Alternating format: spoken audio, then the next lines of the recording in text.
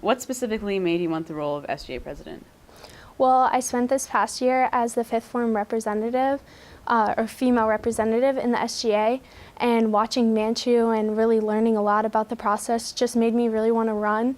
And I looked up to Manchu all year, and I would think, wow, I want to do what he's doing and basically influence everyone the way he does. What made you prioritize this role over other leadership roles? Well, kind of this year when I started in SGA, I just knew that this was the leadership role that I wanted over prefect or any other kind of leadership role, so I kind of just focused on president. If you could change anything about this year's SGA, what would it be? And be specific. If I could change something about this year's SGA, I would say maybe if we held a few more meetings. Sometimes meeting schedules are hard with everybody's busy. And a lot of times people do work on their own. You work on a proposal on your own and then you present it to the group and we talk about it. But I think we could have used some more collective work and collective opinions on proposals. What power do you think the SGA has? I think the SGA has power against, or not against, but for the students and having a voice in their best interests to the administration and trying to change rules and pass proposals and do things that benefit every student. With some specificity, how will you effectively approach working with the administration? I would work with the administration in many ways because the SGA president has meetings with Mr. Lehman and everything, and what I would try to do is try to promote the message that the administration is really trying to do right now, which is students taking care of each other and being kind to each other.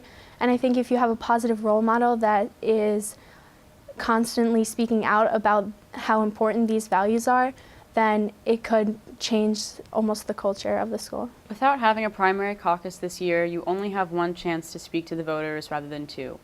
What strategies will you use specifically to make sure your message is reached most effectively? I think in the debate, it's really important to say everything that you want to say because without the caucus ahead of time, people have no preconceived ideas about what you've been doing and everything. And of course, some people have some idea about what I've been doing in SGA this year, but I think it'll be really important to make all the proposals I've passed clear and all of my ideas for the future clear as well. In your eyes, what is the relationship between the SGA and the student body? And more specifically, how do you plan on utilizing it?